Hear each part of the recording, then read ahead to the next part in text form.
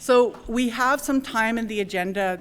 Would anyone like to share anything that maybe really resonated with you with the presentation? You have a story to share? Oh, I see someone walking to the mic.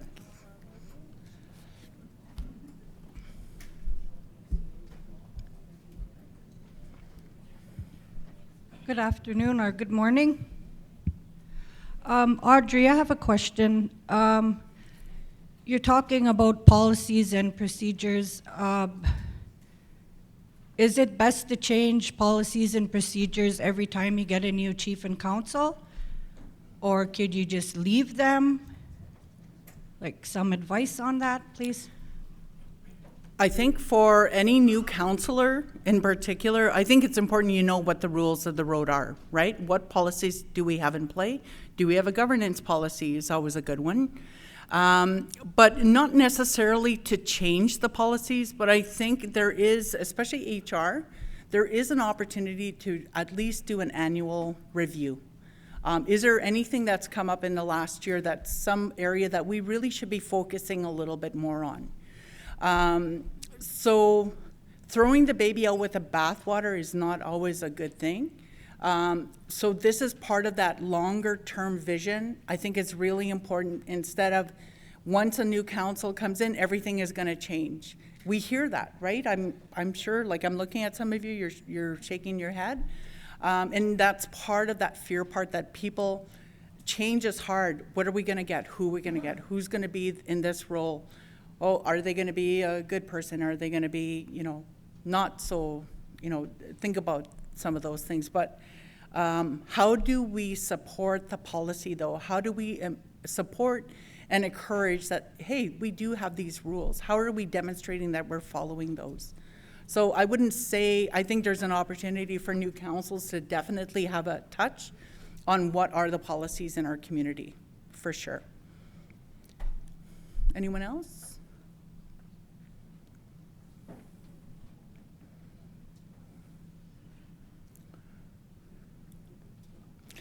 You gotta love it that they're fighting to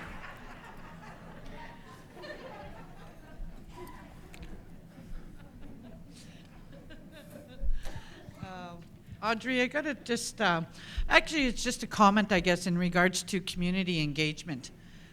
And Do you want to introduce yourself, please? Oh, sorry. Wow. Chief Yvette Matansnine and Nimigo Zaganashnabek. And just a comment, I guess, in regards to community engagement. And, I know it's a struggle for every community to get out our members, to engage them in everything, whether it's a meeting, whether it's virtual, participate in input on different policies or whatever. But what I found is the members just don't want to sit there and listen to all this information. Yeah. They get tired. They get bored, or either that they don't understand and so on. So what I found is how to engage our people is to do little mini sessions, whether it's in regards to community planning, anything that you're doing within the community. Breakout sessions, and get them active, and I find that really works, is to have these little sessions, let them provide the input because they want to be heard. They want their thoughts heard. They want everything, they want to be heard. Yeah. So I think one of the things that to engage them is to make it fun at your community meetings. Don't just, you got to take the good with the bad, right? So engage them, make it fun, door prize, and so on. And that's what I've noticed with our community. Miigwech. Miigwech, Chief. Joe? Oh, okay, Joe? Yeah, miigwech, Joe Baxter, Jinikaz. I'm going to go in the jail, give my canny again. Ugamakane Sioux, I should say. The little boss. The little fake boss, I guess. In translation. Yeah, well, what I noticed about this presentation is a thing that caught me is like the financial structure of a First Nation. If to me, if that's not if we're not financially viable, then we go into third-party management, and then everybody struggles. We have no programs, no housing, and for us in Airland, I've seen where we were in third party, and the struggles that our community has faced. And now we're in that stage where we have credibility now. Organizations are looking at us like with that investment part of that slide you put up. Who's going to come into our community to do projects for us? Like, are we capable of doing that? We have to start building ourselves as communities. Have to invest in our memberships, so they have to be they have to come forward and be confident to work for us in our communities. And then also, it's to pay them equally as to the next person that's there. Like, for instance, you know, I know certified Red Seal carpenters in communities, like especially up north. And then an Amichigoji comes around, same piece of papers. That Amichigoji is going to get $50 an hour, while the Anishinaabe gets $30 an hour. Mm-hmm. Like, you know, that equality has to be there in the pay. And in the TPA agreements, like, you know, if the TPA says, okay, you pay this individual $70,000, don't get two employees to pay $35,000 a piece. Mm-hmm. And then, like, you want to pay me for half the wage, you're only going to get half my services, kind of thing. Like, you know, this is what we have to look at as leaders, like to treat our employees with respect. It's like what Mr. Bannon had said, and that with that respect, that'll equal to better structure in our individual organizations. Yeah. So this is what I'm learning from this from what we're talking about here, and also. We as First Nations, we have to start utilizing our what do you call those guys? Our tribal councils, you know, they're there to come and help us. Not there. Our tribal councils are not there to be self-sufficient and to be independent from the First Nations that represent. Because, you know, when the dollar comes down, they get a part of our dollar, and the First Nations ends up with like 10 cents out of a buck. So. You know, it's time that help has to come to flow down into our communities to help us out to become better proponents, you know, to our regionals. Yeah, I guess I can say more, but that's good enough for now. Miigwech, there will be lots of opportunity to chat and share as well. Ian? My name is Ian. And I'm single. Hey, Ian, me too. Yeah. Oh, sorry, I'm not supposed to harass him. No. Our council right now is working diligently with regards to the policies that they work under, and I have to commend them for their efforts in that regard. Question for the floor with regards to conflict of interest and that wonderful topic that I guess many of our leadership have to go through in the fact that we are all related within our community, within the community, we know each other, and of course we're always having to deal with decisions around our family members. Wondering how other leadership groups are dealing with the conflict of interest. And the issue of the roles and responsibilities of our chief and council, is that something that necessarily has to be unique to the First Nation? Can we have a universal document prepared that outlines the, I guess, generic roles and responsibilities of our chief and council? That's all I wanted to throw out. Yeah, unless the community has an example that you'd like to share, but we do have sample conflict of interest policies. The biggest part of conflict of interest is disclosure, right? disclosing that even a perceived conflict is just as important as an actual conflict. Knowing what that is, how it's disclosed, how you vote on it, do you excuse yourself from the discussion? Like, there's some simple procedural things. So when Brad comes tomorrow, Brad Smith is a lawyer, and he has some really good words on this subject, but more importantly, he shares some actual case law, things that have actually ended up in court as a result of some of those conflict of interest decisions that have happened. And so again, what's your redress policy in the community? Because if you don't have one, it gets settled in the courts, and then the courts make this ruling completely third party, completely objective to what's happening in your community. So those are things for you to talk about at the community level as well. Does anyone have an example of a conflict of interest policy that you would like to share? A conflict situation that you've gone through that had a good result? SWOT analysis, strength, conflict of interest, or is conflict of interest or lack thereof a weakness, but a potential opportunity? So those are some of the things. So as I went through the presentation, so when you look at the SWOT, I don't have a copy of it with me, but I'd like you to take a few minutes at your table and just to talk it through. We're at 22, lunch is gonna be served on site here as well. I'd like you to take some time. I may walk around. I'm gonna ask some of our GovernWise folks to maybe walk around. And just if we can even take 10 minutes at the table just to have some of those discussions, I think it would be. Thank you, Lisa. Yeah, so again, part of what we want to capture at this session is how can GovernWise continue to support the work at the community level? I mean, doing something at this level is great. Having us all have the same understanding is good.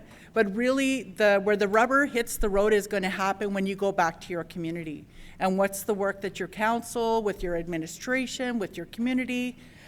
So as we look at measurement of a good governance, so what is your financial strength? Think about that. And think about how are we being transparent to our community? What are some of those measures? Low staff turnover. Do we have low staff turnover? Do we have more contracts than full-time people? Do we have long-term employees? Addressing housing shortage.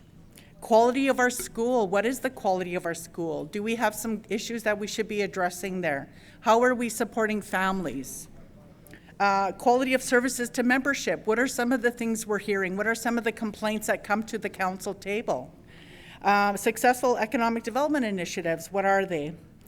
Overall fair treatment, how are we demonstrating fair and equitable access to our programs and services?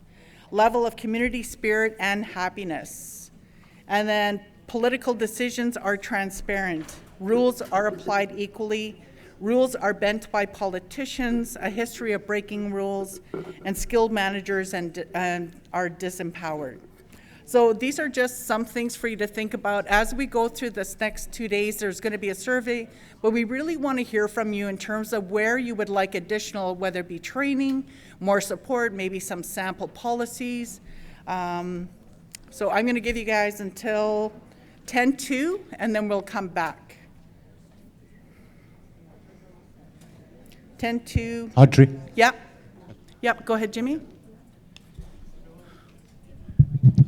I guess more of a comment, when we live together in our communities, I know in our area, some of our dialects may be a little bit different, but yet we all mean to live the same way.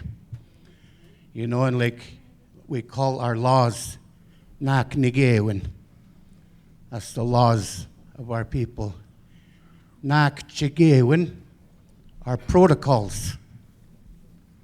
And those are understandings that we have within our communities. We talk about the words. We talk tatwin, not magewin, mamo and chigewin. Those all have to do with working together as one. You know, even back in the day, our people, that's why it's so important that our communities, you know, we still use the drum and the pipe. You look at Wampchugowashuk today when they make agreements, everything got to be put down in writing. Us, we didn't need that, Washkit. Our agreement was, mega basgas gasouch game and pork and mega get dish, we would use the drum. How we would make our agreements within our people. So I think it's also important, yes, we put stuff down today in writing, but we also need not to forget. Kashi ko min ki usmen awat to go kshe minito, iot to go bematis when gagoshin kategen. That we should never forget what the Creator gave us as Indigenous people, Anishinaabe people. Migach. Miigwech.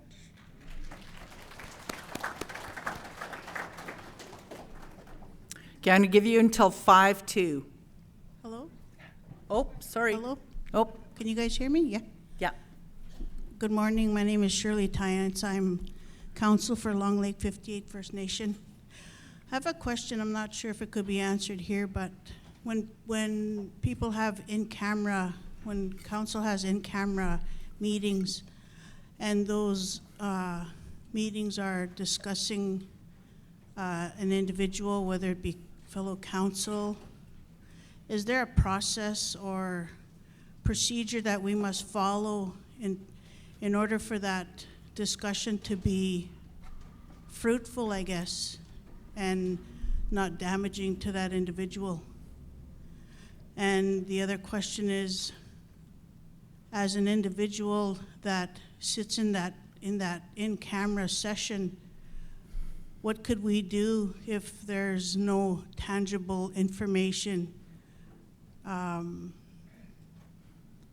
about that individual? Because to me, it's like a defamation of character when there's negative comments regarding an individual and there's no concrete proof to back it up. I don't know if that's a question for this room, but it bothers me. Miigwech. Miigwech. Well, that's kind of a loaded couple of questions. In-camera sessions, I think, are really important because it allows you to speak freely about a topic without it being recorded in the minutes, right? So sometimes we do need those. And privacy and confidentiality are often a big part of that. Dealing with a person's circumstances, right? So, and doing it in a good way, not being defamatory is important, just creating that space. There are some rules. This is something we can probably pull together for you and as a follow-up in terms of some guidelines for in-camera meetings. I know that in-camera, within your minutes, you should be, if you're using a Robert's Rules type process parliamentary, you're going to make a motion to go into in-camera, so you record the time, mover, seconder, and you all agree. You have those discussions, you come out. Generally, there can be an in-camera minutes, which are separate from your regular minutes, but they're important, especially if decisions are made. Depending on those decisions, you could record them as part. When you come out of in-camera, you're going to make a motion and second it and vote on it to come out. Any decisions of in-camera that are applicable, you could record them as part of your minutes, but you can have the detailed discussions at that level. When you're talking about defamation and those types of things, that might be more of a training on what is defamation and what is not defamation. But really, like the cool thing about having experience and being subjected to certain conversations is I've heard some stories, And it's incredible what some of the stories that happen in community. And, sometimes I'll bring some of those stories in when I'm doing training, because the stories really help to bring about the understanding about what went well with that decision or what didn't go well with that decision, or how the decision was brought forward and how it was discussed and how it was decided upon and what was the result. So I can make that commitment, Shirley, if that's something that the remainder of the group is interested in.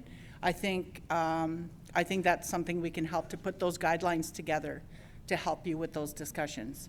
Because more and more, especially, so again, when council starts to get involved in HR issues, for example, but it may not just be HR, it could be a complaint about a housing decision, could be a complaint about a child welfare decision, where you're going to be provided with really private information about an individual circumstance. How are you treating that information? So as a member of council, and those of you that are subjected to receiving that information, you need to take confidentiality very seriously. And you're talking about some very complex, very personal, and probably some of the worst days people are experiencing when you're receiving that information too.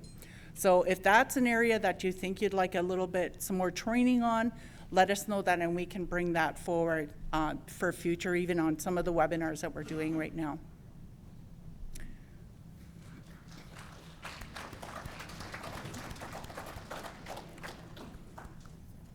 Okay, I'm going to let you have your conversations here. But these discussions are good, right? We are going to commence with our afternoon session. I would like to call Audrey back up for Part B, and it will be a group activity. So be prepared to do some work. Just a reminder that there is a box at the back for anyone that wants to provide some questions for the group. It can be anonymous. You just have to write your question down, your concerns, put it in there, and we will be using that for open discussion. So just to let everyone know that that's available for you. Are we all set? So we'll bring Audrey back up for round two.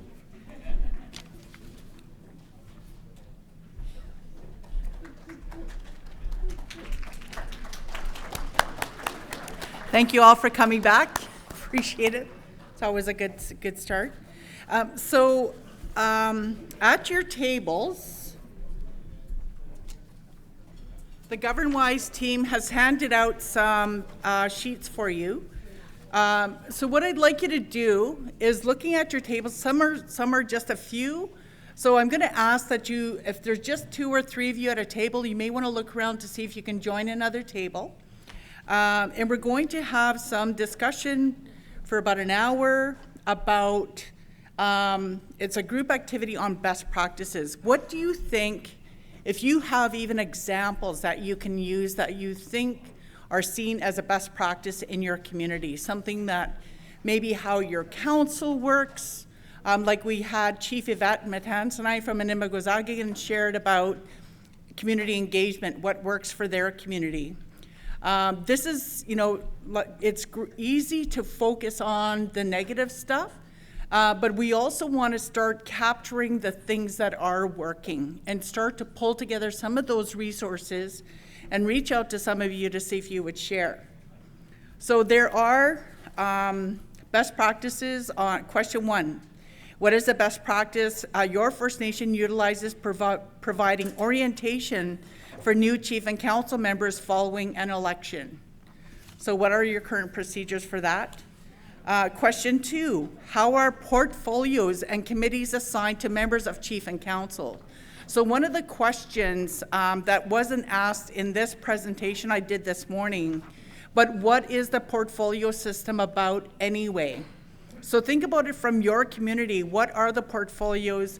Why do you have them, and what are the purposes? And if you have an example of something that is really effective, please share that as well.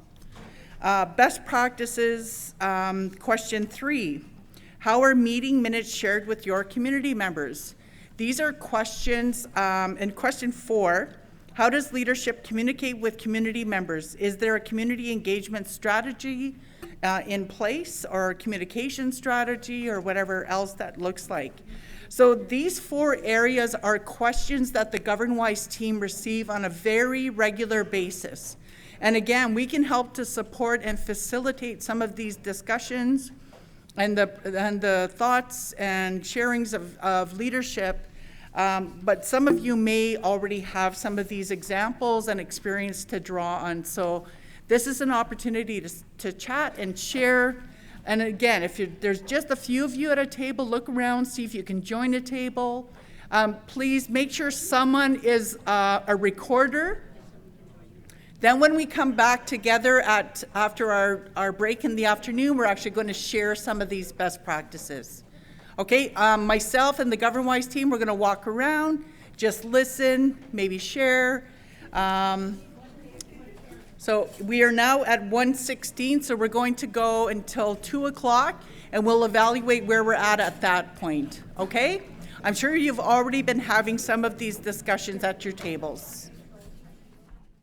I so appreciated coming around the room and having an opportunity to listen to some of your discussions, some really lively discussions. One table that I was speaking with, can I have your attention? I know this is exciting stuff. Thank you. So one of the discussions that came up was about a person holding a dual role as an employee and on council. So there's that duality in terms of their role, but there's also, so you can have an employee or a manager that has a job and is also on council. So I've asked Ian Bannon, who is currently the interim CEO with Fort William First Nation, but has been, as you heard him this morning, 27 years with the First Nation, and went through a change in their process and policy. So I'm going to ask Ian to come up to share Fort William First Nation's experience as an example of a potential best practice. Ian, come on to the stage.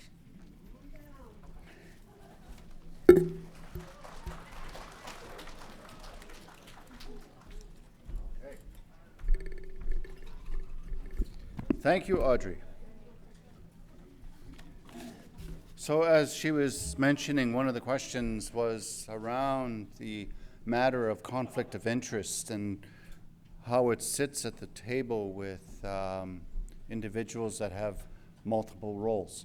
And Fort William fell into this category several years back.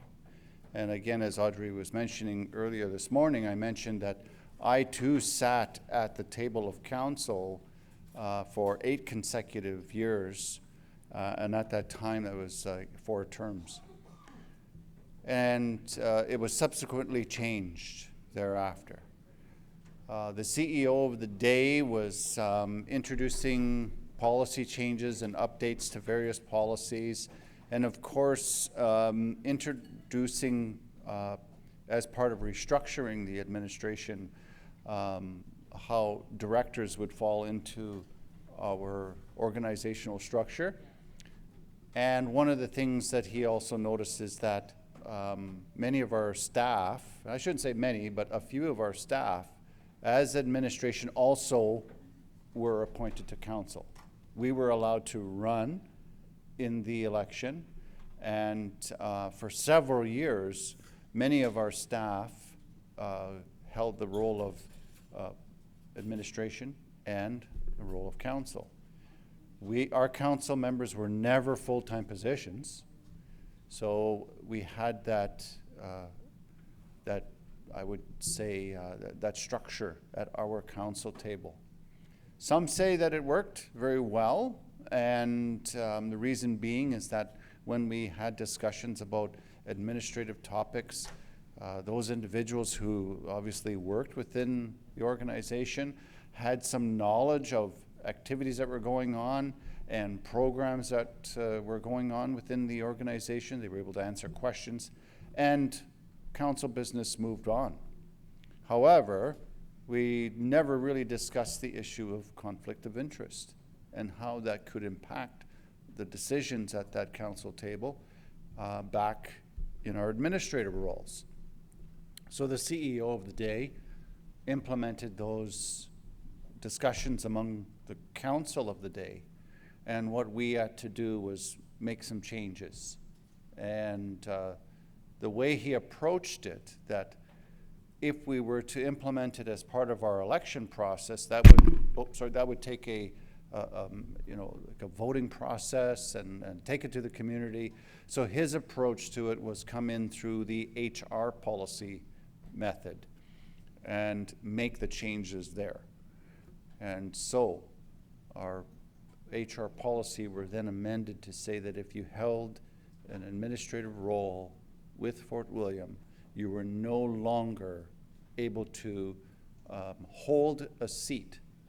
If we wanted to run for council, we would have to take a leave of absence from our positions. And if you were successful, you would have to make a decision of whether to hold that council seat or decline and keep your role with administration. But again, the ultimate goal there was to clear up any potential issues of conflict. And it still sits like that today with Fort William. To me, I think it was a wise move and something that needed to happen. There's times even when some of our staff, they bring up the topic to say, I wish it was like that again. But I guess if you're wanting to operate as a functioning council and to implement all the rules of today, conflict has to be certainly part of that legislation, and you would have to implement something like that to make sure that your council is effectively making decisions in the best interest of the organization. There's also liability factors too to consider when this topic is discussed, and how any potential legal matters that arise between administration and the organization, that certainly has a strong bearing there to separate those roles. So that's where Fort William sits. I was asked to share that with you all because there's some organizations, some First Nations that have council positions that are active, how would you say, employment positions. That's different. And so again, how that's structured is very important, how that's put into the policies of both your council and with your HR policies. So I'll leave it at that. If there's any questions.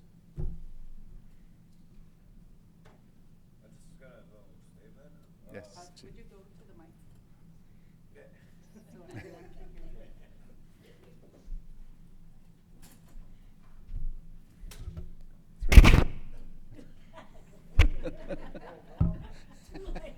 Hey.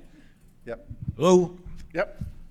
I'm from Pickmobile First Nation. I sit on council and I'm employed by my community. As of right now, we don't see an issue with that, but I think we just, you can't be a manager for our community. And I think some issues that some are going through, I think, is with some council, is that some council members own businesses, There's kind of like a conflict there for us. So that's a good example of how that fits within your community. And if you felt that the managers who have the decision-making authority, from what I'm hearing, if I'm hearing you correctly, that if you have decision-making authority, those are the ones that are excluded from the ability to run and hold a seat. And if that works for your community, you know, so be it. So. I have a question. Question is, when they take a leave of absence, is it the term of the employment? And are they, I don't know what your honorarium system is. Do they get like a different honorarium, or is it the same for everybody? And like, that's, yeah. So the way we have it structured is that if, when it's election time and they post for nomination of council members or chief, and if that individual is interested in running, if his or her name is listed as one of the nominees, they have to make a decision at that point by the electoral officer, by notice of the electoral officer, if they want to keep their name in the running. And at that point, if they say, yes, I want to run, they effectively have to take a leave of absence without pay. And so they would be a neutral individual again, running in the election. And if they are not successful, they're able to return to their position. So there is no honorarium during the election campaign process. So they are not an employee, and they're not an elected official until they're officially elected. Okay. Hello, testing, 1, 2, 3. I just want to point out, my name is Karina. I'm from BZA First Nation as the executive assistant to our chief and council. And one of the things I find really frustrating is that their honorarium is next to zero to even live on, and then they're not able to hold a manager position, which pays a lot more than what you know, a lower level position would pay for. I guess my question would be, how would we go about having chief and, well, council especially, have a paid, make that a paid position of sorts? Why can't they have a salary, and why can't they have benefits like everybody else? They got to retire too, moving forward, and there's no investment for them, like they don't get UI hours, or like what do they do after the fact, you know? It's just an idea. I wanted to put it out there, and if people have something to say about that, I would really like to hear it.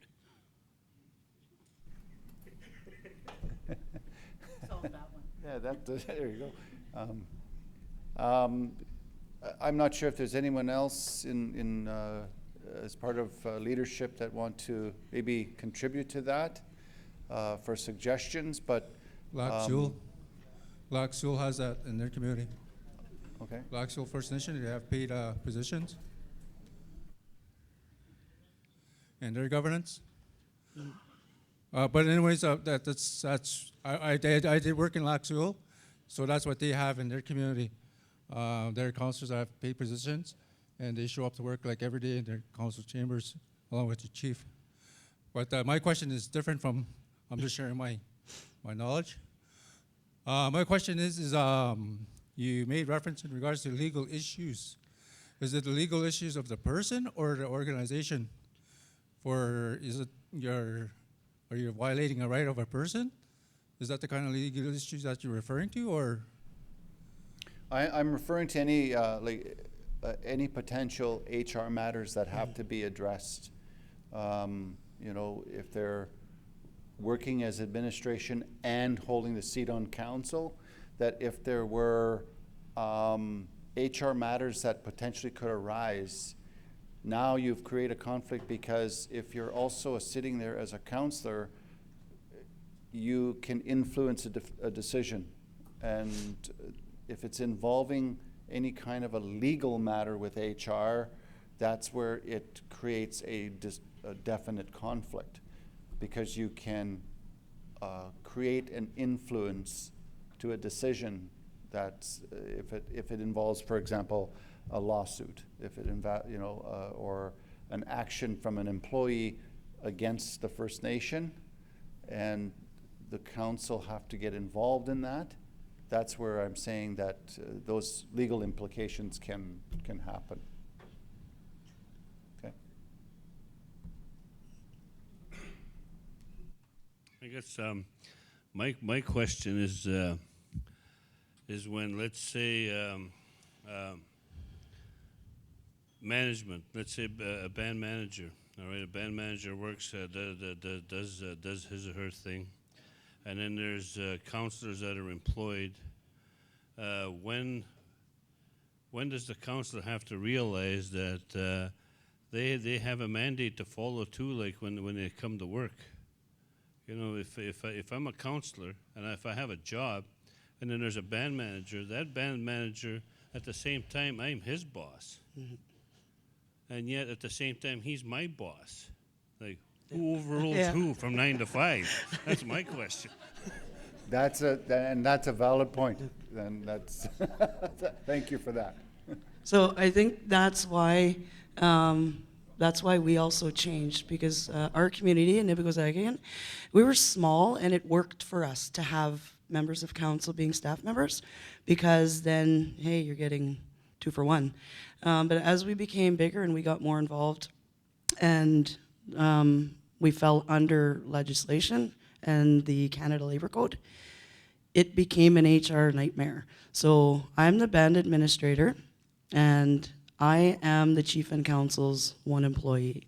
Every other employee are mine, so they're all mine. When I had an employee who was a council member, what Joe was saying about the boss being, that's exactly what the issue was. It became an HR nightmare, because how do you discipline fairly your boss? It's impossible. You cannot, because you're putting your senior management in a position where you're tying their hands, and there's always going to be, even if it wasn't actual, but there's always going to be the perception that there's favoritism and certain staff members were treated differently because they were counselors or such. So that was the biggest reason why we switched, was because it was an HR nightmare, and it opened you up for legal issues with the labor board. And there was no way, if you sat back and looked at it, there was no way you were going to win if one of your staff members took you to court for that, because there is no argument. How can you discipline your boss when your boss is your boss today, and then this evening you're their boss? So we changed it, and we changed it. We did what Fort William does. We allow a person to run, and if they're successful and they serve a term on council, we allow them to do it once with an unpaid leave. If after their term is done, they can come back to their staff position, it's held for them. But if they want to run again and they want to serve another term, they have to choose. So we thought it was important that every person have the opportunity to serve on council. So we wanted to make sure that we allowed our staff that opportunity. However, in order to keep business running and to ensure that the programs, the projects and services were being looked after, we wanted to make sure that we had someone that was going to be committed. So either eventually you have to decide, do you want to be a politician or do you want to be an administrative person? Because you can't be both. I think we've learned over the years. But those were the things that we had to take into account. We also did ours through HR policy amendment. So the council of the day looked at it and said, yep, they agreed. It came from our community planning process. Our members had suggested it, because we did have a large amount of members who did think that it was a clear and direct conflict of interest for a council member to also be a staff member.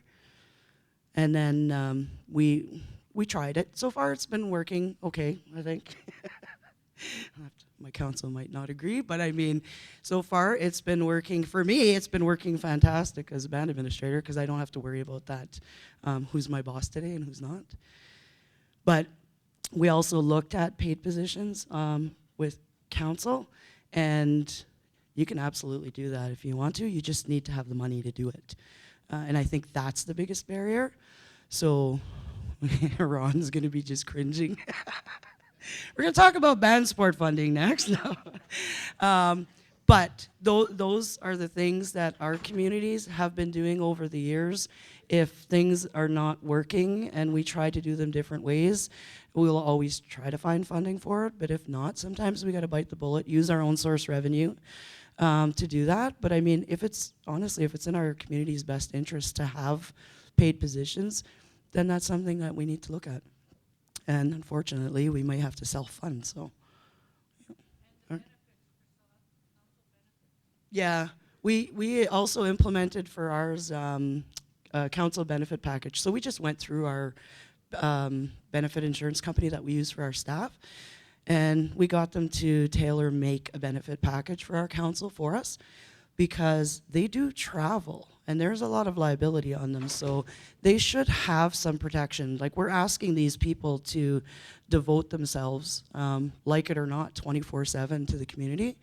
So we're here all week. We've got a band meeting this weekend. All of our chief and council live in different communities. The chief's flying to, Ottawa, and then she's in Akwesasne next week. So we wanted to ensure that they would have some working benefits. We also created a pension plan for them, so they can actually, in the length of their term, there's an amount set aside for them. So if they do not get reelected, there's no, like, they can't go on Pogie, they can't, there's nothing for them after. So we've done that ourselves, so that it just kind of, we want more people to be involved in governance and take part, and I think every band member should give a shot at running for chief and council and, come over to the dark side and learn. It's the only way. Then they'll stop being mad at us if they have to, if they live it.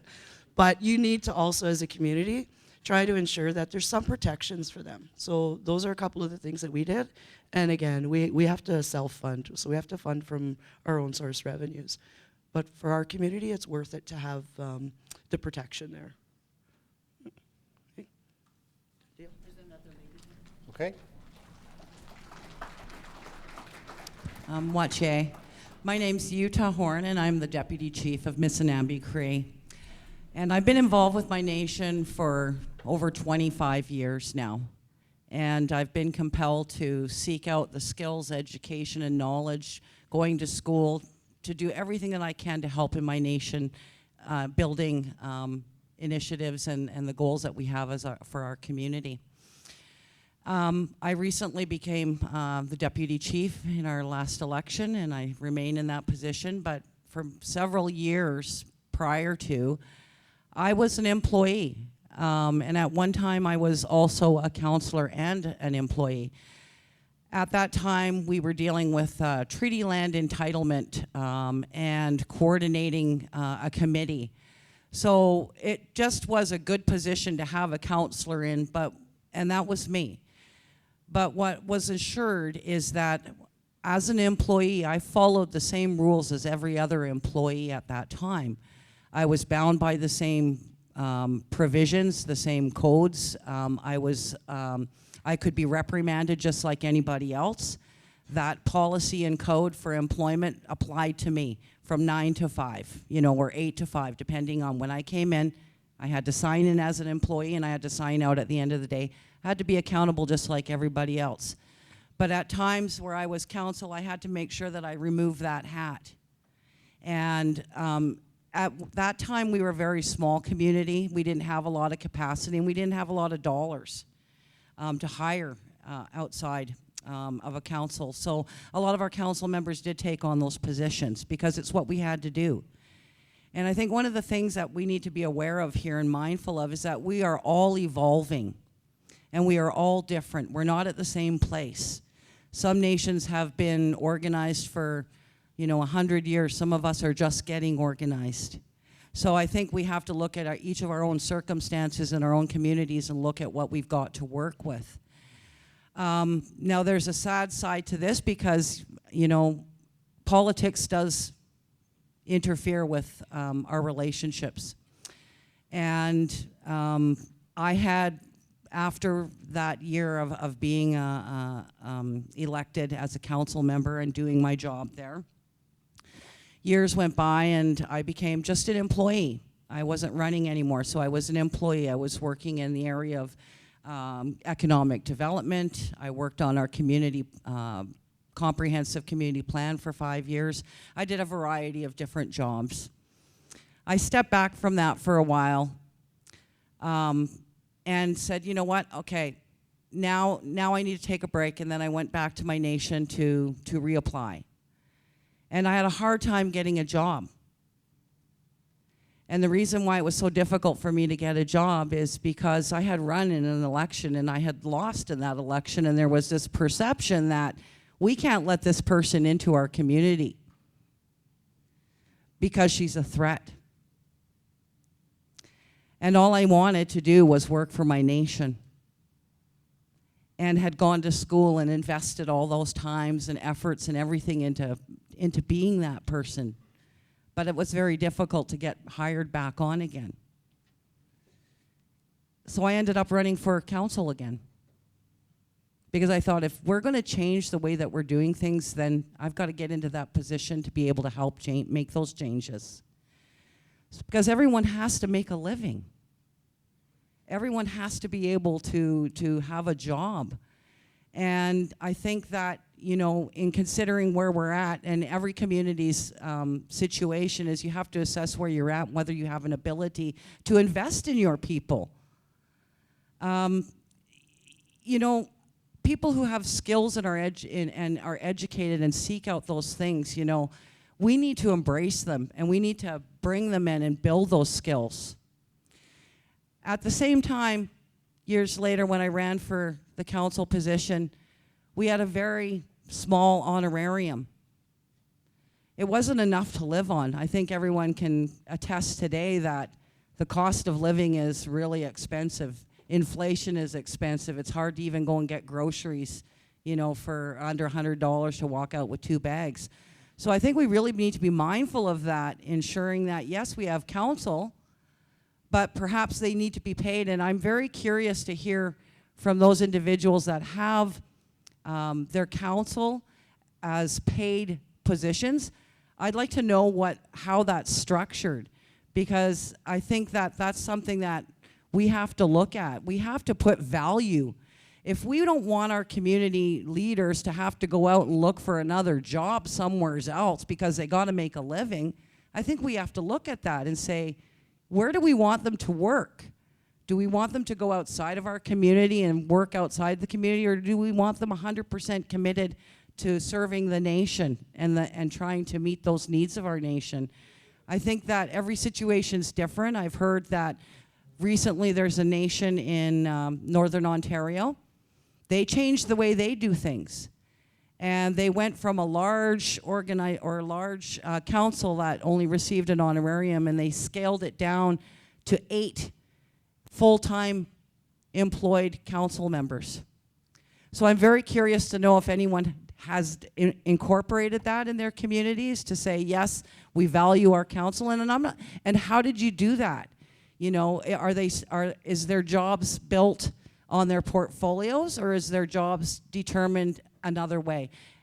That's what I'd like to know, if anyone can share that. But Chi Miigwech for allowing me to speak. Miigwech. Thank you for your comments, and that's another prime example that you know, we all operate in our unique ways, and there are times when our structure, we're not all going to be equally the same, and we have to do things that are adaptable, you know, for our own communities. I know with our leadership, I think I can fairly speak on their behalf to say that when it comes to honorariums and the amount of work that they do, our leadership is meeting every week. And so it's a lot of time that's taken from their lives, and I think I can honestly say, for the most part, they're all pretty well committed to that schedule. And so there was question at time about honorarium and amount, and I think that they were able to settle it at a community meeting that, you know, their time and their dedication is, it probably warrants a lot more honorarium, you know, but again, your community work is important. We have a lot of work to do with many of our First Nations, and then we rely on our council to accomplish that.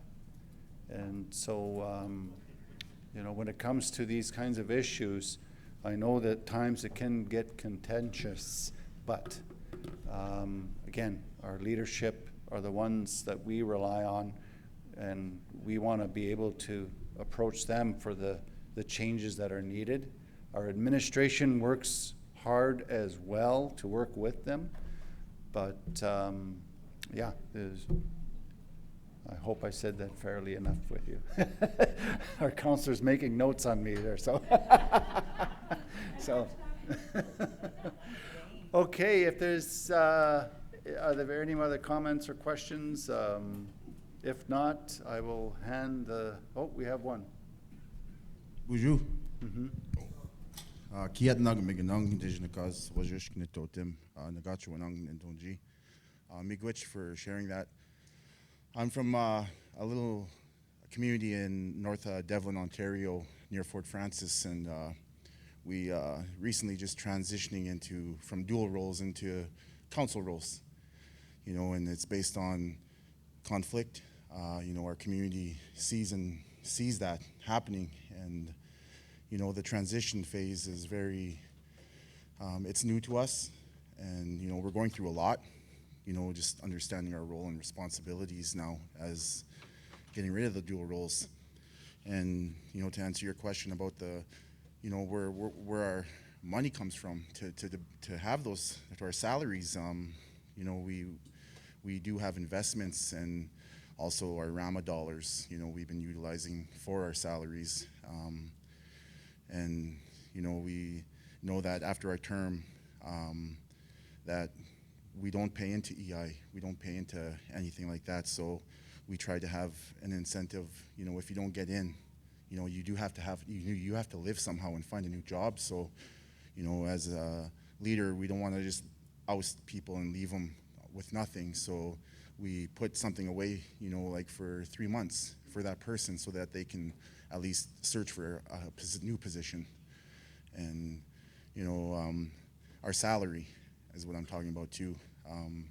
We went to the community and asked them, how do we base, what are we worth to you? You know, and they told us the middle, you know, between director and the lowest staff paid. So we're in the middle, you know, and to us that's fair. You know, we're doing the work we do for Nagachuanang. You know, it's very important to us because we understand who we are mandated to work for. And I just wanted to share that, you know, like the transitional phase is, it is, you know, we're getting used to it. You know, we're understanding it more, that transparency is very important, especially with our leader and us as leaders, you know, like the information that needs to be shared, because, you know, it wasn't fair to the community getting only half of what we should be doing as a leader, but half of what we should be doing as a employee. So now we're focused on just council, on political, and we're able to do, you know, put all our mind and thinking into that role, that purpose. So I don't know if I missed anything else there, council members.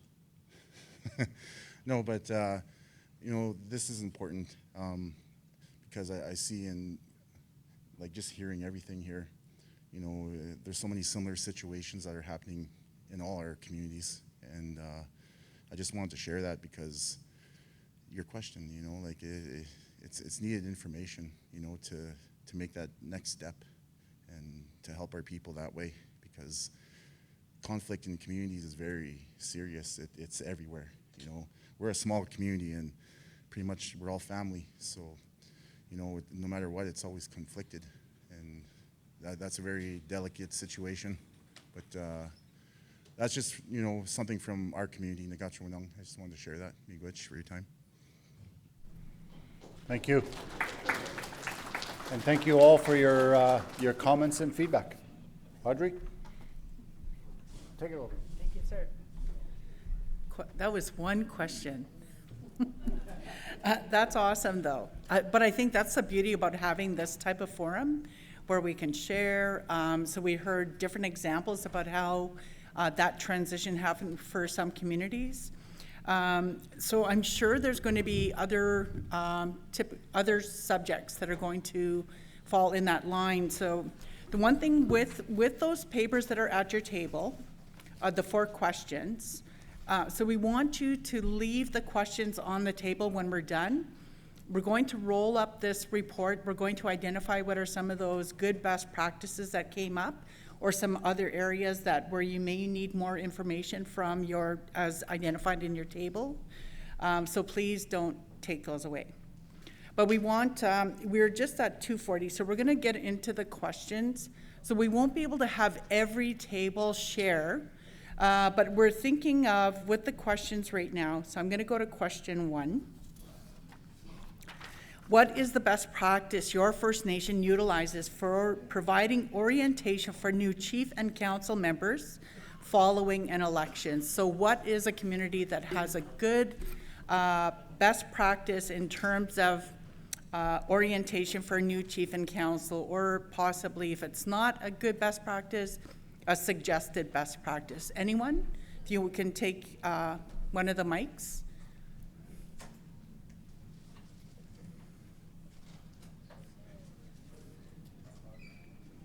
Yeah. Esther? Ian told me. Yeah, Esther.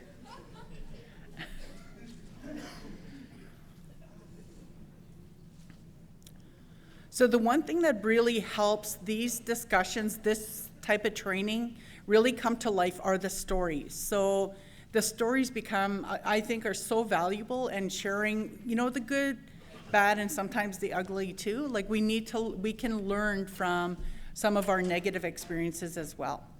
So Esther, if you can take the mic. Woohoo, Esther. Woo. Our discussion that we had at our table, we had, I think, 3 First Nations. Well, with Fort William, we do an orientation that can't read your writing, Ian.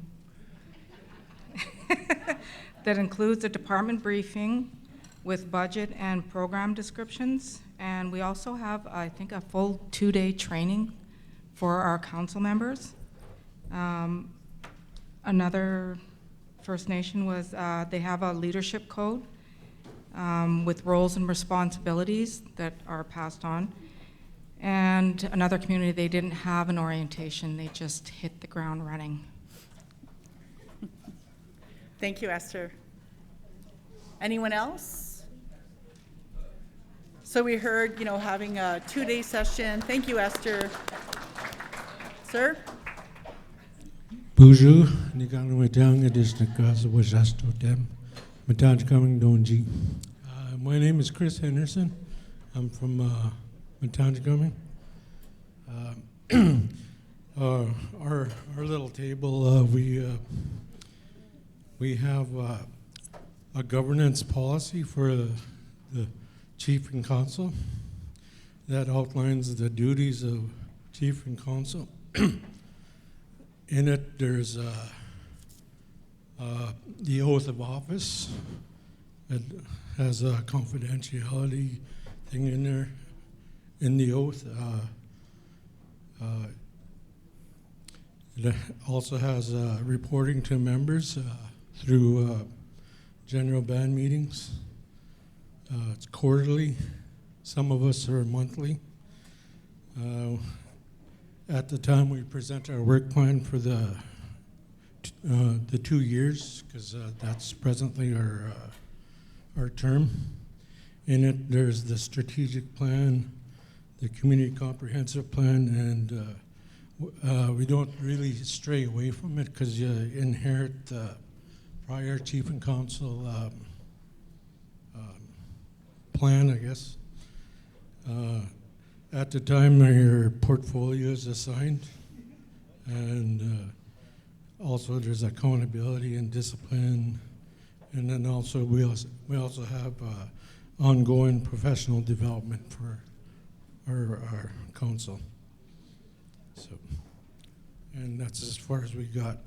That's great, thank you. So a lot of really clear, right? A governance policy, oath of office, conflict of interest, confidentiality, all of those things. Miigwech for that. Chief? Good afternoon, Chief Yvette Metansna and Nimbagozagnishnabek. Actually, we're almost the same as the gentleman that just spoke. So what we do is we have a governance, we have our band administrator coming in to do an orientation with our new chief and council. She provides the governance, what is it, what's good, what's not good. We got our governance tools, like our policies, codes, committees, etc., CCP, those kind of things. We look at what we have as our own tools, as ASA tools, right? We meet with the department managers in regards to their programs and project review and stuff like that. Our finance, we also, she also reviews the budget and work plans, whatever it may be that we need to know. Additional training, we look out, we look to Nokiwin to provide, you know, the additional training that we need for our council. Then we go out into the public. You know, we travel with our technicians. Another one is we look at, you know, planning, a strategic planning. So we have a manual, an orientation manual that our band administrator shares with us, and in there identifies the same, you know, your code of conduct, confidentiality, blah, blah, blah, blah, blah, sort of thing. So basically, that's basically what our band administrator does for the new chief and council that's coming in. Miigwech. Miigwech. So there's a real key working relationship with the council and the band administrator. So that's part of this governance bus as well. All right, awesome, Miigwech. Thank you for sharing. So I'm going to go to question 2. And question 2, how are portfolios and committees assigned to members of chief and council? So what is your portfolio? So we're looking at best practices. What is the portfolio system in your community? How are you? Ian is wanting someone else to volunteer from, there we go. We have a volunteer. There's a microphone over there.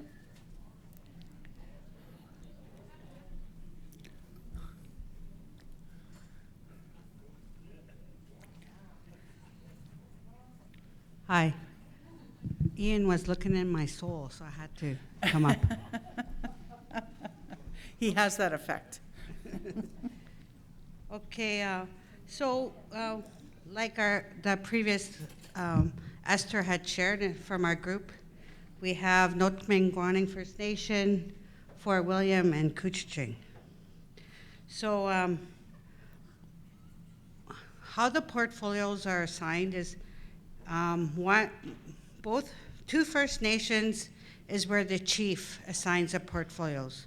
So our previous election, the chief, he was given the portfolios that are available and sat with it, and then we had our first official chief and council meeting. I'm not council, I'm the band manager. And then he assigned the portfolios. And another First Nation is similar, but it was where the council could request or show, demonstrate an interest in one of the portfolios to be, so they can be assigned that portfolio. And then another First Nation was where it was pretty informal. All the council sat with the chief at the table. They expressed their interest in what portfolios they wanted to choose, and basically they were assigned them. And then we asked the question, well, what if there was 2 council members interested in one portfolio?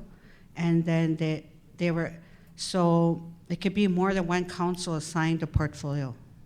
So that's it. Miigwech. Miigwech. Okay. So Miss Abby Cree might do it a little differently. We start by pulling a name out of a hat. No, not really. Okay, so Miss Abby Cree is very fortunate because a lot of our members are extremely educated and have experience even before they step onto council. So when we do our orientation, the portfolios are discussed in length. So this is what the portfolio is, this is what it entails, this is what we're working on within it. And at that point, the interest is based on skills, education, and experience. And it's a full table discussion.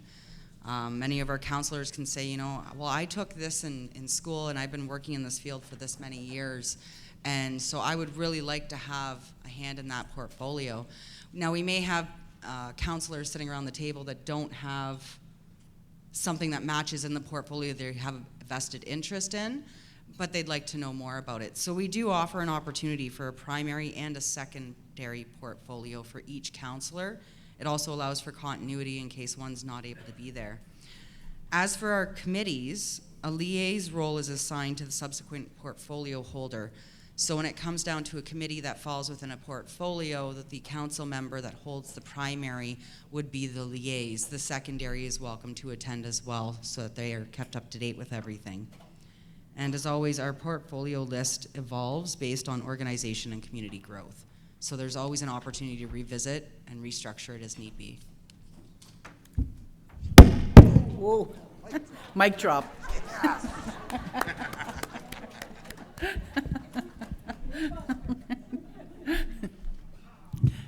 Hello, my name is Claudette Rody, counselor for Nibigo, Zazig, and Nishnabek. How are portfolios and committees assigned to members of chief and council? Ours was assigned by our portfolio hold, whatever we held, that's the committee we would want to sit on. Through experience, knowledge, passion, and to work alongside with our technicians. And it's based on 8 CCP objectives, community planning. I guess that's it. Thank you. Thank you, Claudette. Buju. So for Nagachawanang, how our portfolios and committees assigned to members of chief and council, and like I said, we were in a transitional phase for getting rid of our dual positions. So our managers, directors were the ones that based our primary portfolios on that. I hold the health portfolio because I was a previous NADAP worker, so I have kind of like a idea of what's going on in the health portfolio. And the managers made suggestions based on our prior positions.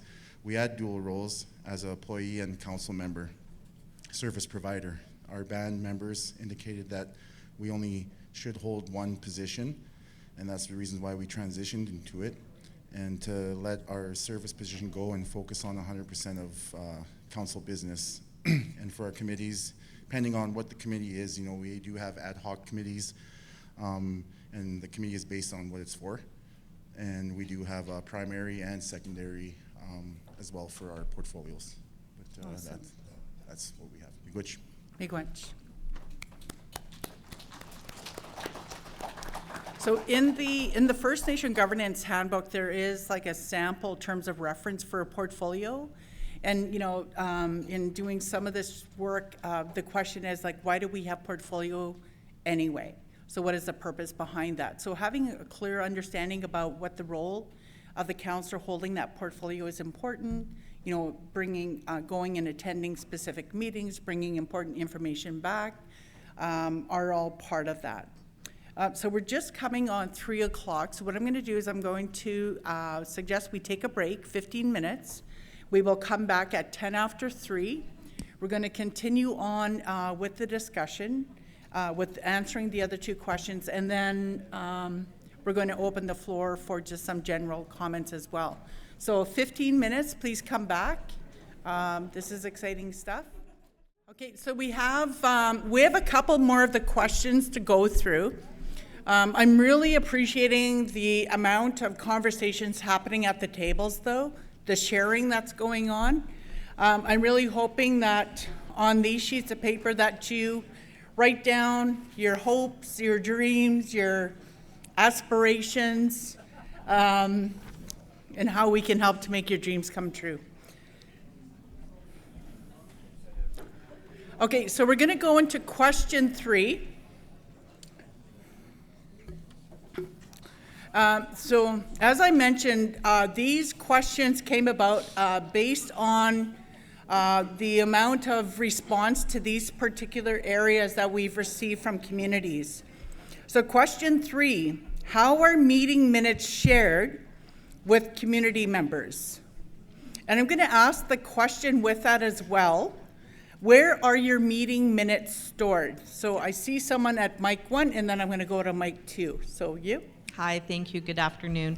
My name's Carrie Wilson. I'm the Executive Assistant to Chief and Council for Alderville First Nation, which is about 2 hours east of Toronto. So I am the keeper of the minutes. I do the minute recording, I draft them, I send them to our First Nation manager for review, and then they are sent to council prior to our council meetings. We approve them during council meetings, which are held bi-weekly. After that, we post them on our website. They are password protected, so members only can read them. In camera, of course, are never posted. We also distribute these in our monthly newsletter, so we're a couple council meetings behind. Again, in camera are never put into the newsletter. And then we've recently joined on with Communicate, which is an app. So everything that we post is real time. So if we post something right now, everyone who had that app would get a ding, and it's a real-time notification. So that's our next step, is to get the minutes started to be posted on that app. Again, no in camera. And as the keeper of the minutes, they are kept in my office in a locked cabinet in separate binders. I'm the only one that really has access to them at all. So that's sort of our process for minutes. All right, thank you so much. Appreciate that. Mic number 2.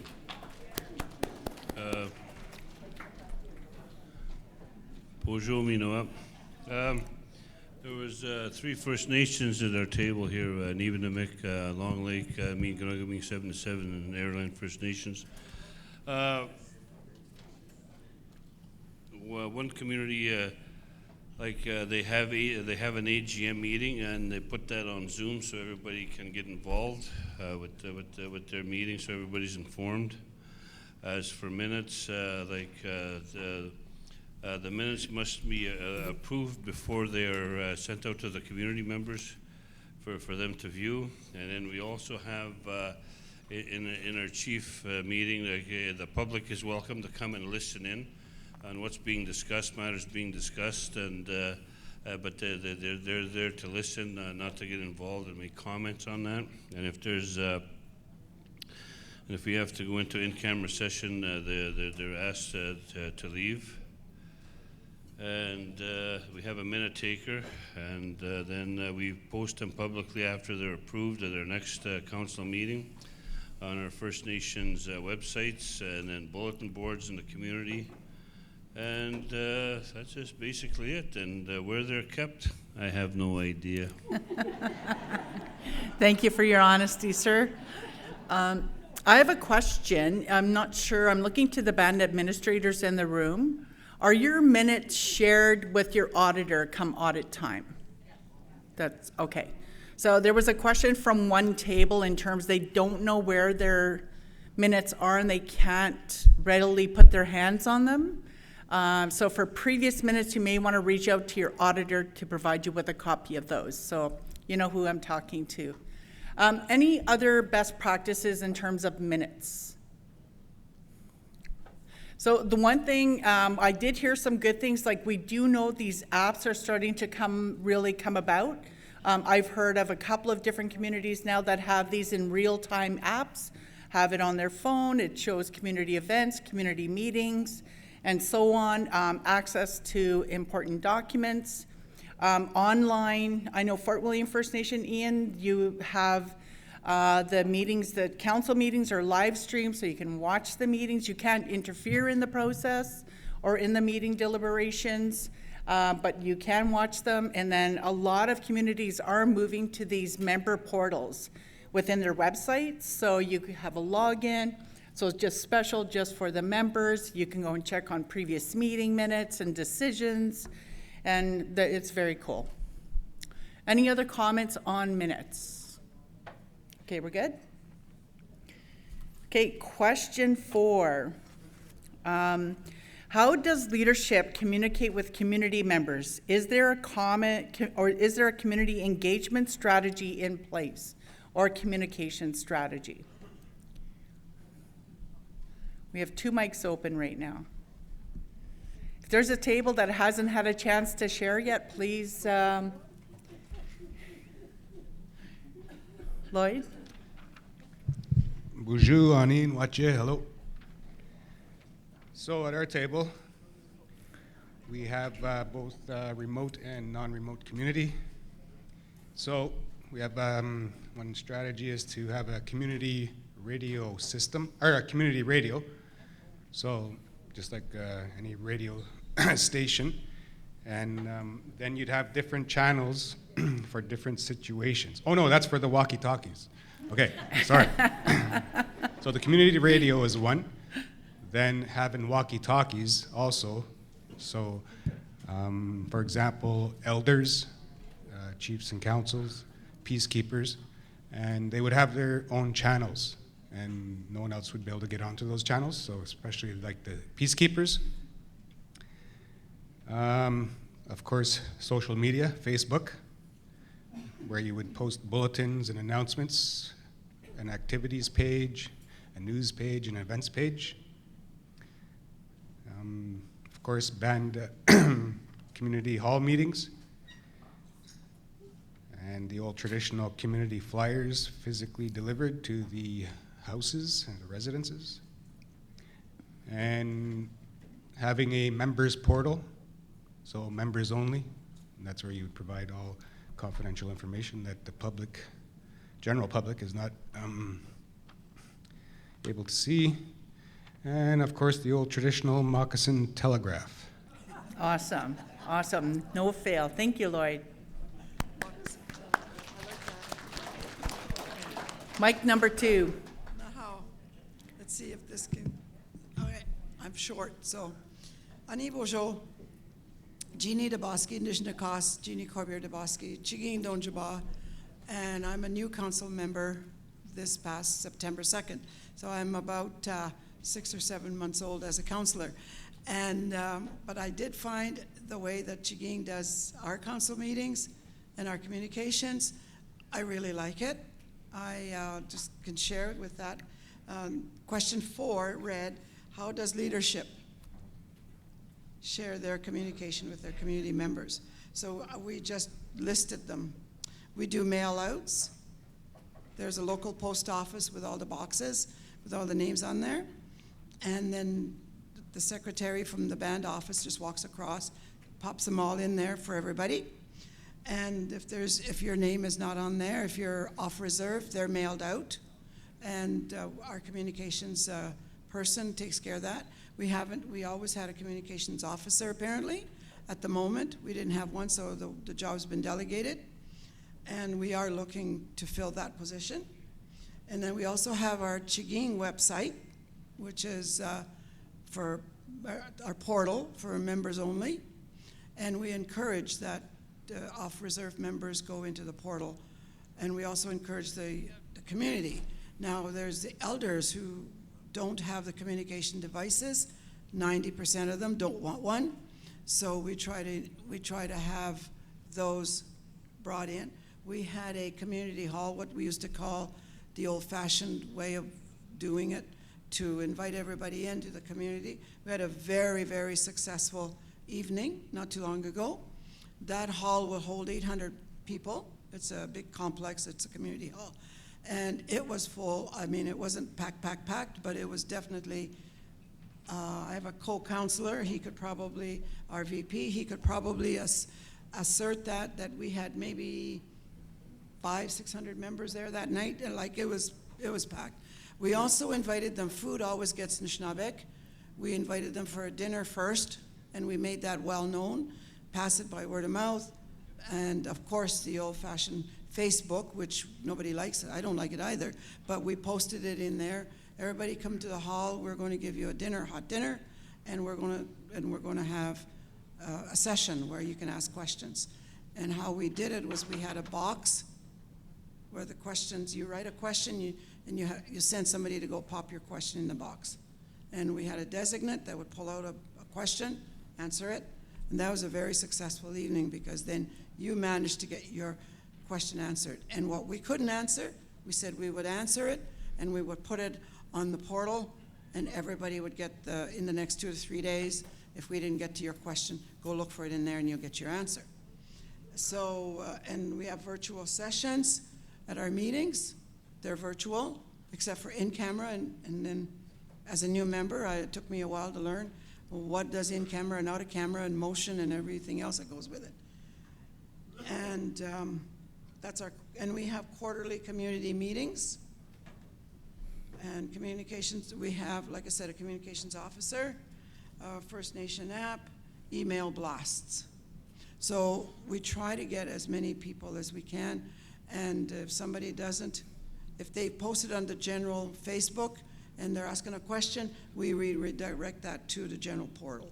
And say, go please check on the portal, you'll get your answer. So I'm very pleased with the way Chaging First Nation does their communications things. Miwe. Miwe. Miigwech.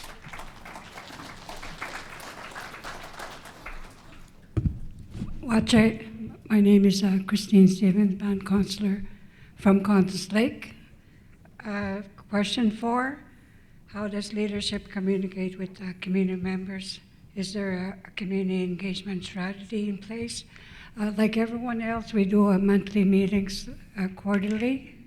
Sometimes if there's a need for a special meeting, we would call it maybe once or twice a month.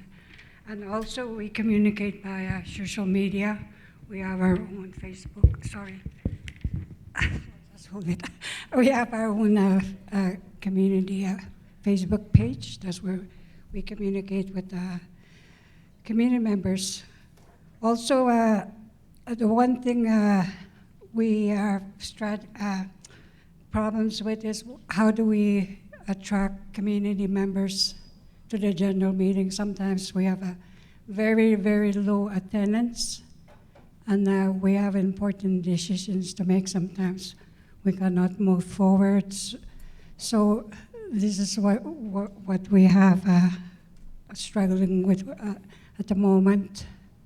And if there's any recommendations or any other ideas, it would be good to share with us. And also community engagement, we're still working on that. We have some difficulty sometimes with attendance. Yeah. But we do have a monthly, not monthly, yearly AGM where everybody come with their programs and inform the people what is there for them. So we do that once a year, sorry. But that's about it I have to share for now. Miigwech. Miigwech, thank you.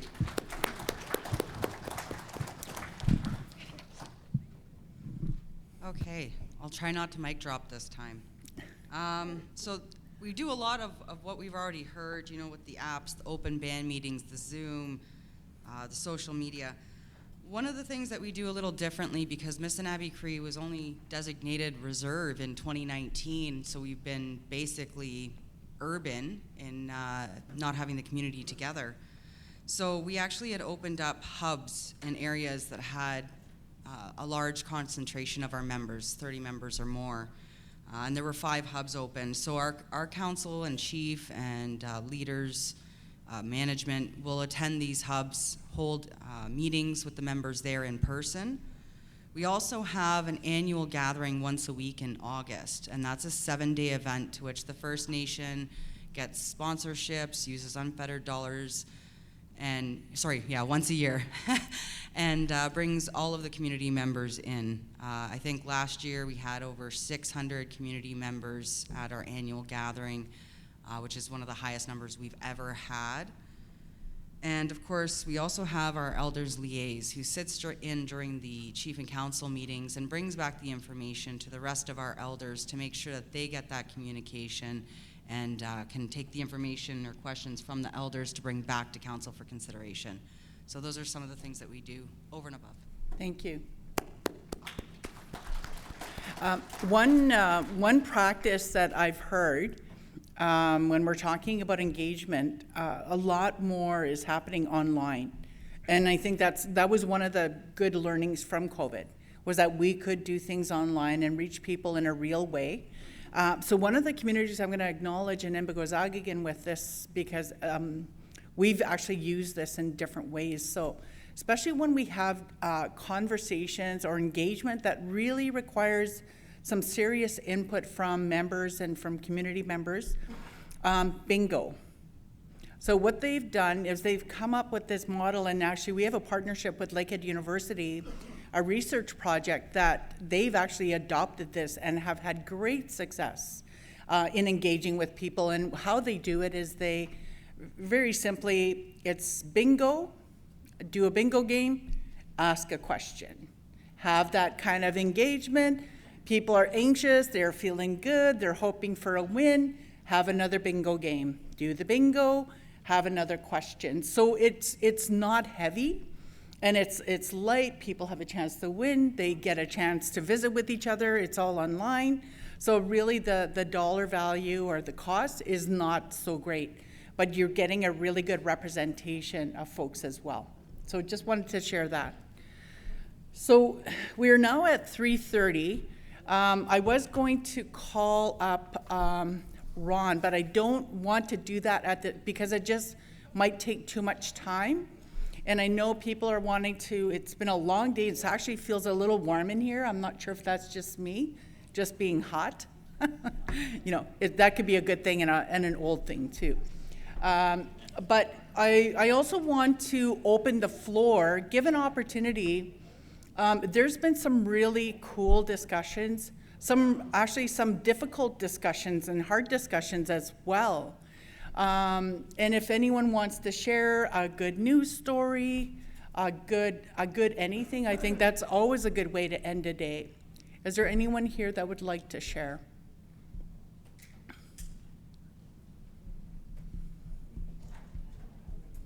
Yeah, Jimmy. Thank you, Jimmy.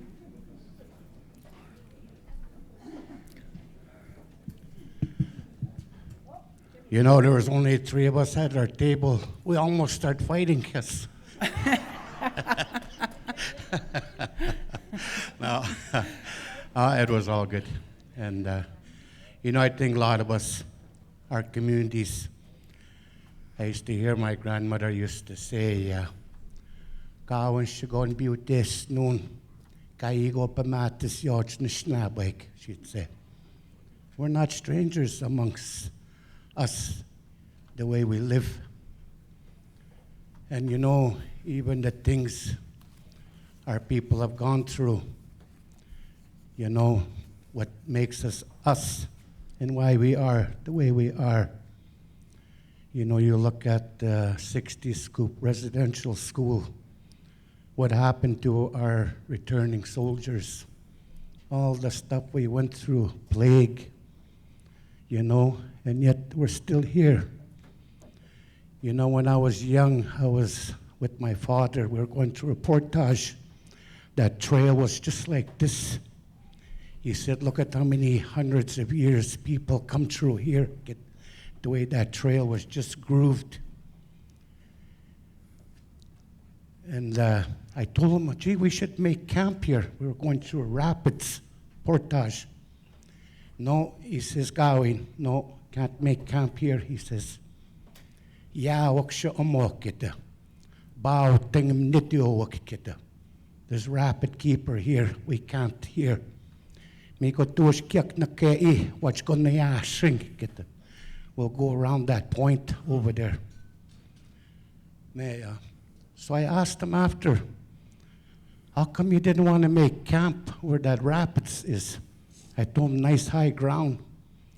He says, long time ago, the water systems were our highway.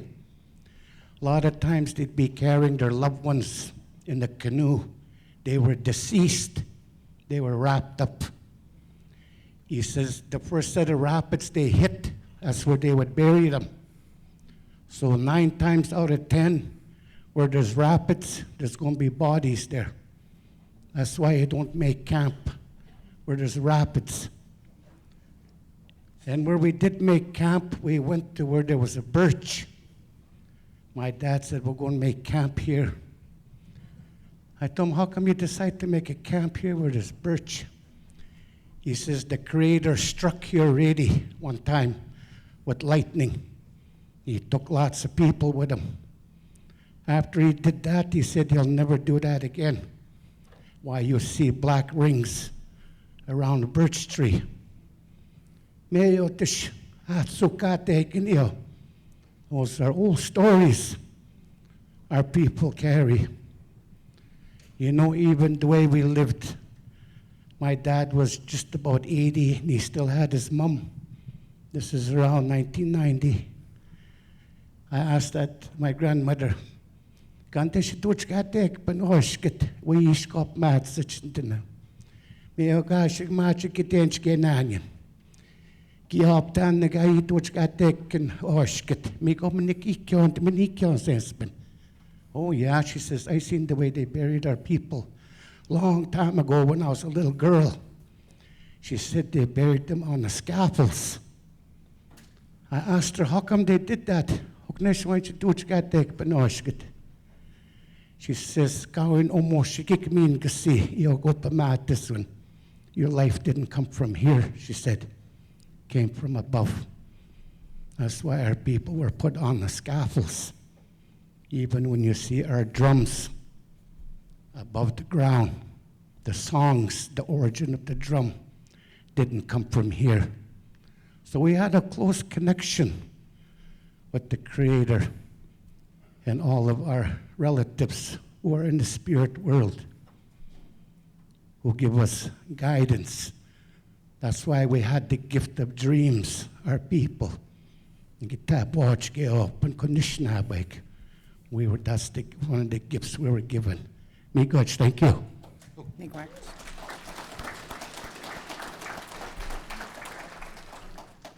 Miigwech, Jimmy.